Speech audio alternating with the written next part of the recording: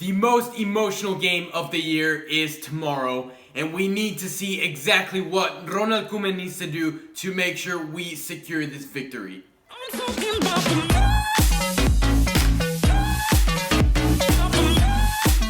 Alright guys, welcome back to El Merengue Culé. I hope you're having a fantastic day, and I cannot wait for tomorrow. I am so excited, but today is the pregame, and we need to see exactly what we can expect out of Real Madrid to see exactly where we can beat them. Guys, before we get this video started, I would like to say my brother has made his version of what Real Madrid needs to do to win this game. So I'm not going to be touching up on any of those points. This video is going to be unique to what Barcelona has to do to win El Clasico. So I want this video to be nice and structured. So we're going to start off with how Real Madrid is going to start, how they are going to plan to attack us. And then we're going to go over two key moments in the game that I know for a fact will determine who takes home the 3 points. And then we will go over exactly where Real Madrid can make the most damage to us. And then we're going to flip that and see exactly where we can create the most damage to Real Madrid. And then finally, because Jordi Alba is back in the squad lineup, we will go over what we can expect to be our strongest starting 11. And because he is back there, actually leaves a lot of room for variation, which is nice for a change. Okay, so let's go over exactly how Real Madrid will start. And let me tell you right now, they are going to start off with a lot of energy. They're going to push hard initially, and let me tell you why. Against Ferencváros, we Barcelona, our first 20 minutes were very shaky. Ronald Koeman set this very high line, and honestly, Lenglet and Piqué looked lost. And I know Real Madrid is going to know this, and they are definitely going to try to take advantage of those first few minutes, trying to get us asleep. In addition, Real Madrid has not had the best of games. On paper, we are looking like we are the favorites, but I think it's a bit misleading. Real Madrid has lost to Cádiz and also lost to Shakhtar's B team, debatably. They're going to be eager to switch that momentum to get themselves ahead. Also, it is important to note that Ramos will actually play. This game. So you guys know he's a very attacking center back, and he is kind of the player that dictates the Real Madrid's morale, that dictates the fire behind their playing style. And I know he's gonna be want to be pushing up, getting himself in the newspaper. Also, Zidane's job is debatably a bit questionable right now with two important losses against not the best of sides. He is definitely going to want to change that momentum right from the get-go. Which transitions us perfectly to the first of two key moments in the game. And that is, whoever scores first, in my opinion, will win the game. And not just because they're going to go ahead and have that 1-0 in the scoreboard, but it dictates the playing style. And here's why. Real Madrid's midfield has had to carry a lot of the attacking responsibilities because, honestly, in my opinion, Vinicius Jr. isn't ready to pick up Benzema's weight whenever Benzema is having an off day, which adds a lot of emphasis and a lot of stress on their midfield, forcing them to push up, and that's when debatably weaker teams are able to get a counterattack and are able to make a lot of damage against Madrid. So if Madrid is able to score first against us, that fits perfectly into their playing style. They're able to sit back, relax, take a breath, because we know how well they can be defensively. This season they haven't looked the best, but if we look at last season, the way they ended La Liga, which wasn't too far off, they were defending incredibly. Now, if we score first, then the pressure added onto their midfield will be tremendous, so much that it will, again, create a lot of openings, give us a lot of breathing room, and allow us to play the football, the style that we love to play, and that is very effective. One of the main issues that I've been noticing with this Barcelona, especially this season, is that normally around the 60th minute, and we saw this against Ferencváros a lot, is that around the 60th minute, we like to take a 5-10 minute breather, our intensity dies down, and then we pick it up again towards the end. But this is going to be very problematic against Real Madrid because Zidane loves to do the impact subs, but he loves to bring them in a bundle. In a bundle that ranges from 3 to sometimes even 4 players. And this is where Real Madrid really picks it up. We have seen it a lot in La Liga, and we also saw it in Shakhtar. As soon as Zidane brings on those subs, Real Madrid changes. They tend to always get at least one goal back and just kind of drive the rest of the game. If we are asleep during these minutes, it will kill us, and Real Madrid will frankly get a goal on us that could be the dagger to us. It is going to be imperative that we do not fall asleep. These 10-15 minutes of that impact sub, we have to play them to perfection. There is no room for error. Okay, let's go over exactly where Madrid can make the most damage against us, and that is honestly going to have to come from their left-hand side, our right back. With Vinicius Jr. and the pace he has, he is definitely going to look to terrorize us. And if Koeman implements a high back line that gives a lot of room for Vinicius to make a run in front behind, and possibly Toni Kroos to slide him in a ball. So we have to prevent this. And if Sergio Roberto plays, this could be very problematic, because Sergio Roberto is not the fastest of defenders. So here is what I think will be the best solution to counteracting that issue.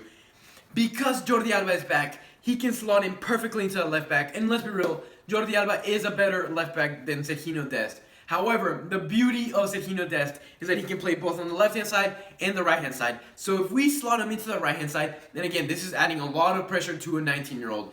His pace, which is a lot greater than Sergio Roberto's, could be the key to neutralizing Vinicius Jr. Now, if we inverse that position to our attacking left wing, I think that is where we can create the most damage. Ansu Fati has been in an incredible form, and I don't want to add too much pressure onto him, but realistically, that is where our attacks are going to have to originate. He is going to have to be the man that carries the ball forward and finds Messi. Messi is going to have to occupy a very attacking role.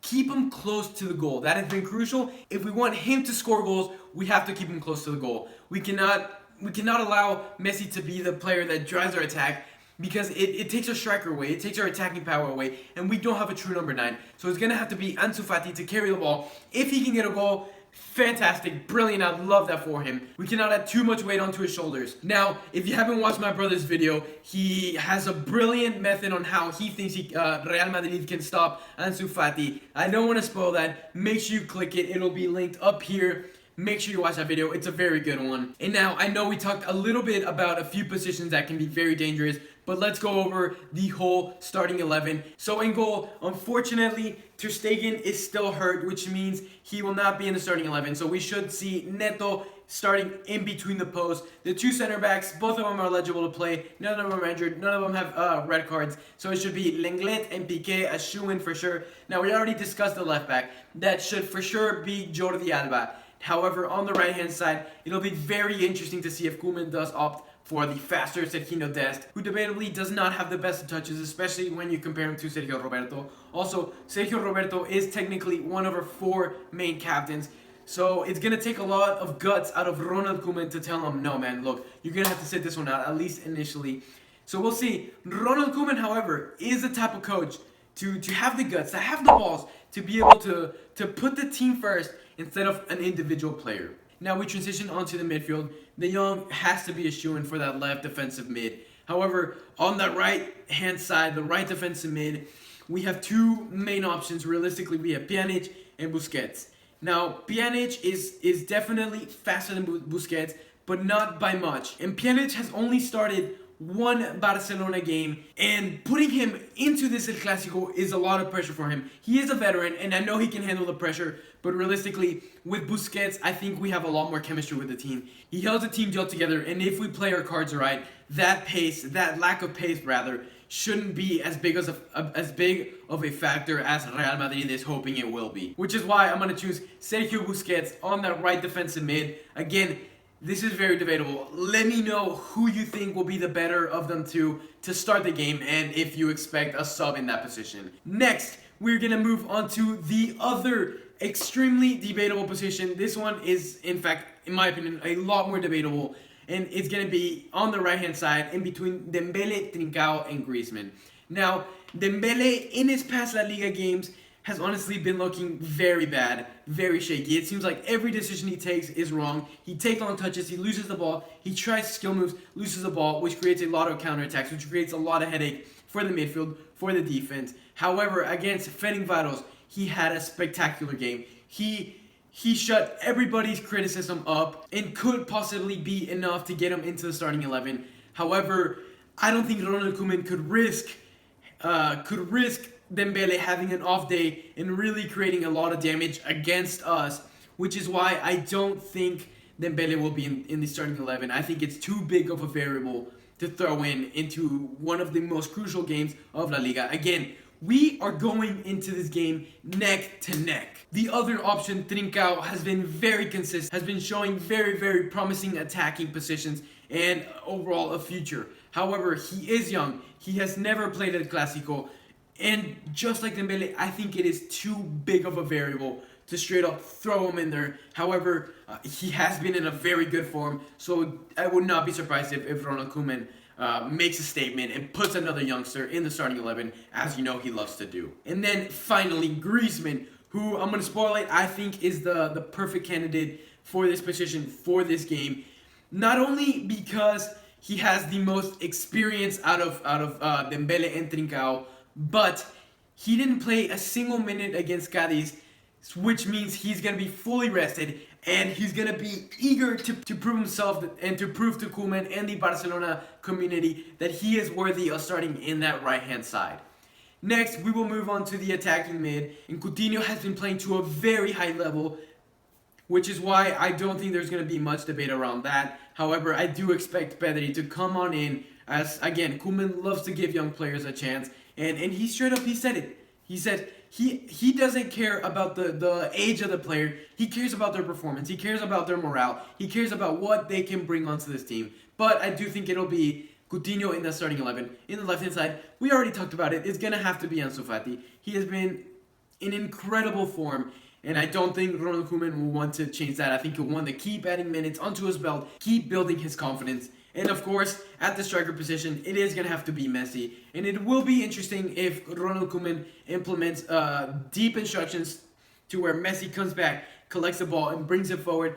I don't think so. I think Messi should stay closer to the box to potentially get a goal. Again, guys, this is the most emotional game, which is why we are going to be doing a reaction video for tomorrow's game. El Clasico is here. We cannot be more excited. If you're excited for the Clasico, please hit a big thumbs up, hit the subscribe button and the notification bell on so you can be the first one to watch that video. As always, guys, I hope you enjoyed this video, and Visca Barça!